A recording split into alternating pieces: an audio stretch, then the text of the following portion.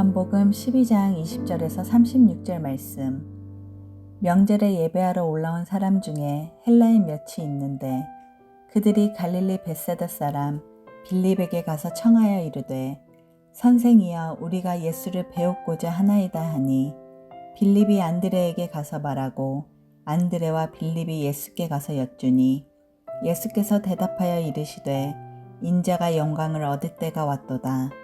내가 진실로 진실로 너희에게 이르노니 한 알의 밀이 땅에 떨어져 죽지 아니하면 한 알 그대로 있고 죽으면 많은 열매를 맺느니라. 자기의 생명을 사랑하는 자는 잃어버릴 것이요 이 세상에서 자기의 생명을 미워하는 자는 영생하도록 보전하리라. 사람이 나를 섬기려면 나를 따르라. 나 있는 곳에 나를 섬기는 자도 거기 있으리니 사람이 나를 섬기면 내 아버지께서 그를 귀히 여기시리라. 지금 내 마음이 괴로우니 무슨 말을 하리요. 아버지여 나를 구원하여 이때를 면하게 하여 주옵소서. 그러나 내가 이를 위하여 이때에 왔나이다. 아버지여 아버지의 이름을 영광스럽게 하옵소서 하시니 이에 하늘에서 소리가 나서 이르되 내가 이미 영광스럽게 하였고 또다시 영광스럽게 하리라 하시니 곁에 서서 들은 무리는 천둥이 울었다고도 하며 또 어떤 이들은 천사가 그에게 말하였다고도 하니 예수께서 대답하여 이르시되 이 소리가 난 것은 나를 위한 것이 아니요 너희를 위한 것이니라. 이제 이 세상에 대한 심판이 이르렀으니 이 세상의 임금이 쫓겨나리라. 내가 땅에서 들리면 모든 사람을 내게로 이끌겠노라 하시니 이렇게 말씀하심은 자기가 어떠한 죽음으로 죽을 것을 보이심이러라. 이에 무리가 대답하되 우리는 율법에서 그리스도가 영원히 계신다 함을 들었거늘 너는 어찌하여 인자가 들려야 하리라 하느냐. 이 인자는 누구냐. 예수께서 이르시되 아직 잠시 동안 빛이 너희 중에 있으니 빛이 있을 동안에 다녀 어둠에 붙잡히지 않게 하라. 어둠에 다니는 자는 그 가는 곳을 알지 못하느니라. 너희에게 아직 빛이 있을 동안에 빛을 믿으라. 그리하면 빛의 아들이 되리라. 예수께서 이 말씀을 하시고 그들을 떠나가서 숨으시니라. 아멘.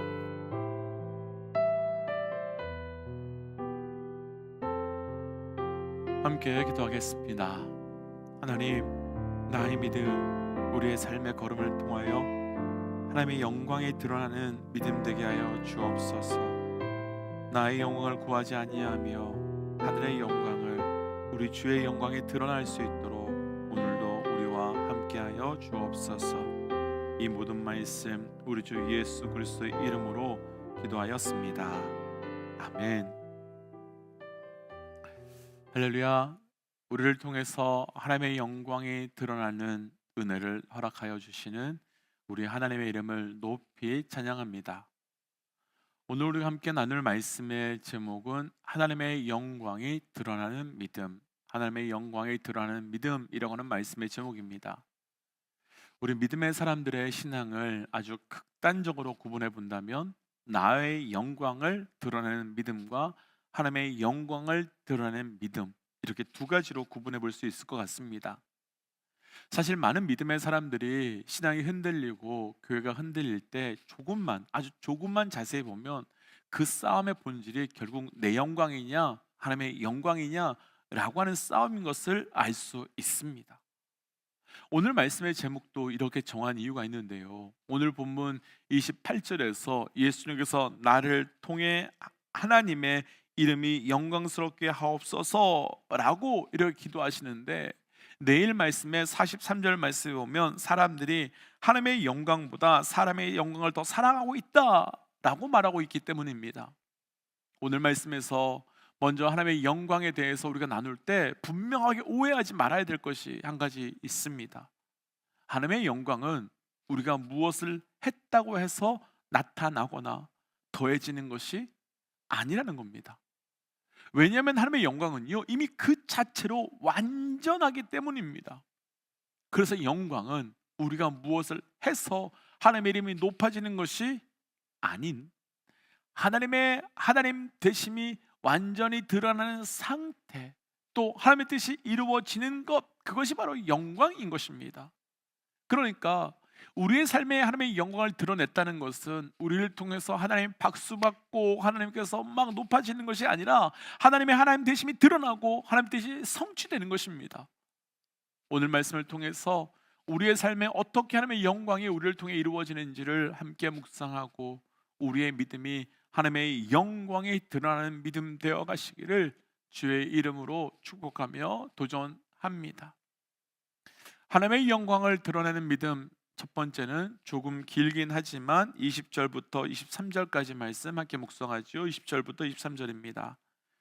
명절에 예배하러 올라온 사람 중에 헬라인 몇이 있는데 그들이 갈릴리 베세다 사람 빌립에게 가서 청하여 이르되 선생이여 우리가 예수를 배우고자 하나이다 하니 빌립이 안드레에게 가서 말하고 안드레와 빌립이 예수께 가서 여쭈니 예수께서 대답하여 이르시되 인자가 영광을 얻을 때가 왔도다. 아멘.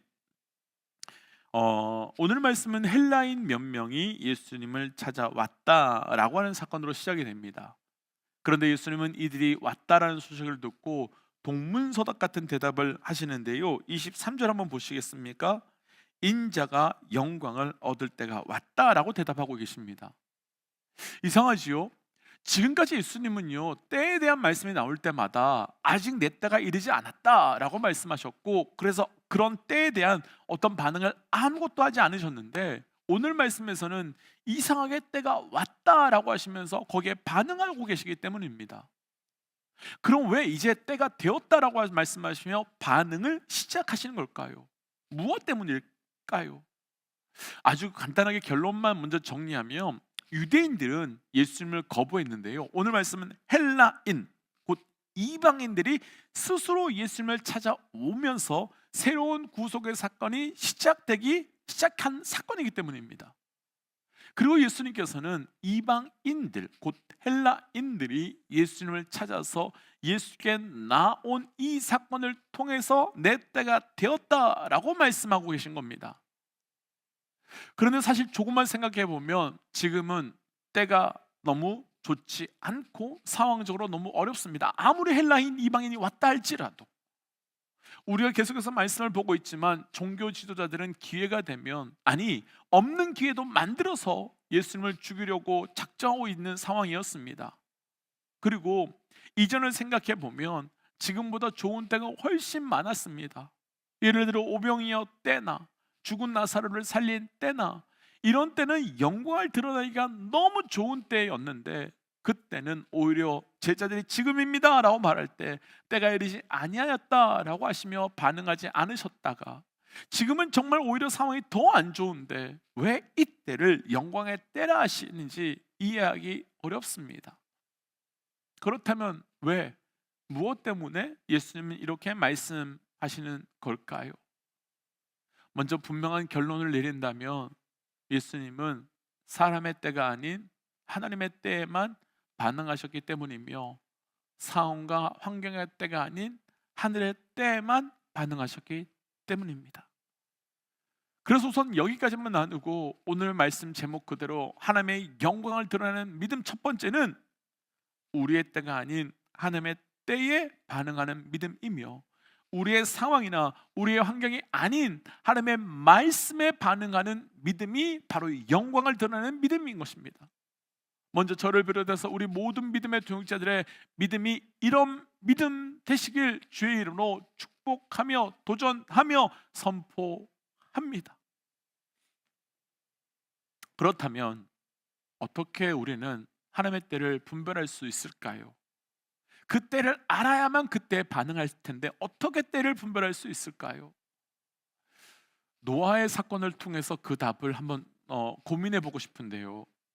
노아의 홍수 때 비가 계속해서 쏟아지자 가족들은 홍수를 피해서 방주 안에 들어가게 되었습니다. 그리고 비가 계속해서 쏟아지면서 온 세상은 물에 잠기고 노아는 방주 안에서 대략 1년 정도의 시간을 보내게 되었지요. 그런데 이제 고민이 하나 생겼습니다. 언제 나가야 되느냐라고 하는 그 문제, 바로 때에 대한 문제가 생긴 겁니다. 그래서 노아가 제일 먼저 한 것이 까마귀를 날려보냈고 이후에 비둘기를 날려보냈습니다. 처음에는 비둘기가 감람나무 잎을 하나 물고 오더니 나중에는 돌아오지 않자 나가도 되는 때라고 생각하고 나갈 준비를 했습니다. 그럼 노아는요, 무엇을 통해서 분별하고 있는 겁니까? 일반적인 경험과 상식으로 자신의 이성을 통해서 분별하고 있습니다. 그런데 노아는 그것만으로 움직인 것이 아니었습니다. 창세기 8장 15절 말씀을 보시면 노아에게 하나님께서 직접 나가라고 말씀하셨습니다. 그리고 나아갑니다. 그러니까 노아는 하나님의 말씀이 임한 영적 사인을 통해서 최종 결정을 한 것이죠. 정리해 보면요, 노아는 일반적이면 상식적이면 이상적인 사인으로 움직인 것이 아니라 영적 사인도 함께 받아 움직인 것입니다. 일반적인 그리고 현상적인 사인으로는 하나님의 때가 가까워졌음을 알고 준비했다면 영적 사인이 임했을 때는 출발하며 순종한 것입니다. 예수님도 동일합니다. 지금까지 예수님은 계속해서 때가 되지 않았다고 말씀하셨습니다. 그런데 오늘은 때가 되었다라고 말씀하셨습니다. 무엇으로, 왜 그렇게 말씀한 것이겠습니까? 분명 예수님은 상황상 종교 지도자들이 예수님을 죽일 때가 된 것 같았던 것을 알고 계셨습니다. 그런데 그때 예수님은 그들을 피하지 않았습니다. 왜냐하면 아무리 상황이 그렇게 되어 보인다 할지라도, 그렇게 되는 것처럼 보인다 할지라도 영적으로는 그때가 이르지 않았음을 분명히 알고 계셨기 때문입니다. 그러나 그 상황을 통해서 예수님께서는 분명 그때가 점점 가까이 오고 있음은 알고 계셨습니다. 그런데 그 일반적인 사인과 영적 사인, 곧 복음이 유대인을 넘어서 헬라인 이방인에게도 흘러가는 것을 보여주자 예수님은 이제 나를 향한 하나님의 때가 이르게 되었다라고 말씀하고 계시게 되었고, 바로 다음 제자들과 유월절 만찬을 나누며 그 때를 본격적으로 준비하신 겁니다. 그렇다면 우리도 잘 선택해야 됩니다. 나의 때로 살 것인가, 하나님의 때로 살 것인가. 곧 이 말은 나의 영광을 위하여 살 것인가, 하나님의 영광을 위하여 살 것인가에 대한 선택입니다. 그래서 도전하기는 우리를 향한 일반적 사인과 영적 사인을 분별함으로 그분의 때를 온전히 분별하여 그분의 때를 따라 나아가는 영광에 드러나는 믿음의 삶이 되어 가시기를 주의 이름으로 도전합니다. 두 번째, 하나님의 영광이 드러나는 믿음 두 번째는 오늘 본문의 24절 말씀인데요, 우리 24절 말씀 함께 읽어보겠습니다. 내가 진실로 진실로 너희에게 이르노니 하늘의 밀이 땅에 떨어져 죽지 아니하면 하늘 그대로 있고 죽으면 많은 열매를 맺느니라. 아멘. 진짜 재밌는 영화는요, 관객들이 눈치 못 채게 하다가 제일 끝에 그 반전을 잘 숨겨두는 영화지요. 그래서 가장 마지막에 극단적인 승리를 경험케 하는 영화가 참 재밌는 영화입니다. 그런데 방금 말씀이 그렇습니다. 주인공이신 예수님이 너무 허무하게 죽습니다. 땅에 떨어져 죽어버렸습니다. 그럼 끝나버린 겁니까? 그럼 이제 어떤 것도 기대할 수 없이 완전히 멈추어진 것입니까? 아니지요. 반전이 놀랍도록 숨어 있는데, 예수님의 죽으심으로 인해 이후에 예수님만 사신 것이 아니라 이미 죽은 자도, 그리고 지금 죽어 있는 자도, 그리고 앞으로 죽을 자도 다 살리신 엄청난 역사가 그때 기다리고 있었던 겁니다. 그럼 하나님의 영광이 드러나는 믿음이 되기 위한 우리의 영적 반응은 아주 분명합니다. 지금으로 사는 것이 아니라 그때로 사는 겁니다. 현재로 사는 것이 아니라 그날의 은혜로, 그날의 열매로 사는 겁니다. 도전합니다. 믿음의 동역자 여러분, 지금 내 삶이, 지금 우리의 삶이 땅에 떨어져 죽어가는 것처럼, 그냥 하늘의 미래에 뚝 떨어져 죽어가는 것처럼 보일 수 있지만, 지금을 보는 것이 아니라 그때를, 나의 날을 보는 것이 아니라 주의 날을 보며 살아가시기를 주의 이름으로 도전합니다. 이런 최고의 영광의 역사가 나타난 자리가 바로 십자가이지요. 당시 유대인들은 예수님을 십자가에서 죽이면 자신들이 승리하고 영광을 얻었다라고 생각했을 겁니다. 그래서 제자들은 도망 다니고 숨어버린 거지요. 그런데 역사가 죽음의 그날로 끝나버린 것입니까? 역사가 예수님의 사망의 그때로, 패배로 끝나버렸습니까? 아닙니다. 그때는 죽으셨는데 그날에는 사셨고, 그때는 끝나버렸는데 그날에는 새롭게 시작하셨습니다. 그리고 다시 새롭게 시작할 때는 단순하게 그냥 살아나신 것뿐만 아니라 죄의 권세, 사망의 권세 다 깨뜨리고 완전히 반전의 역사가 그날에 있었습니다. 만약 지금의 십자가에서 죽으심으로 끝났다면 십자가는 눈물로 끝났을 테지만, 하나님의 그날에 완전한 하나님의 역사가 반전되었기에 십자가는 영광의 사건으로 끝나게 됩니다. 이걸 믿는다면 우리 믿음의 사람들은 삶의 자세가 달라질 수밖에 없습니다. 지금의 자금, 그것에 실망하지 않고, 지금의 없음에 무너지지 않고, 다 끝난 것처럼 보이지만, 다 포기한 것처럼 보이지만, 그럼에도 불구하고 감사하고 찬양하며 그때를 기대할 수 있는 것이지요. 믿음의 동역자 여러분, 지금은 땅에 뿌려지고 있는 것처럼 그렇게 보이지만, 그러나 땅에 뿌려진 것으로 사는 것이 아니라 땅에서 열매 맺는 영광으로 살아가시기를 주의 이름으로 도전합니다. 그래서 이 시간 이렇게 기도하고 싶습니다.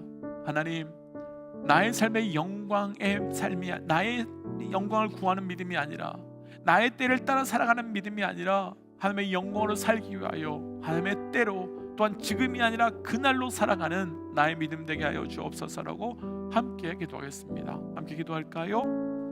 하나님, 오늘 주셨던 말씀을 붙들고 기도하며 나아갑니다. 아버지, 나의 믿음이 온전한 그런 믿음 될 수 있도록 인도하여 주시옵소서. 하나님, 내가 하나님의 영광을 드러낼 수 있는 영광의 믿음 되게 하시고, 영광을 따라 살아나갈 때 주께서 허락하신 놀라운 은혜가 내 삶에 시작되어 갈 수 있도록 은혜를 더하여 주옵소서. 그 은혜를 기대하며 소망합니다. 하나님, 나의 믿음이 영광의 믿음 되어가기 원합니다.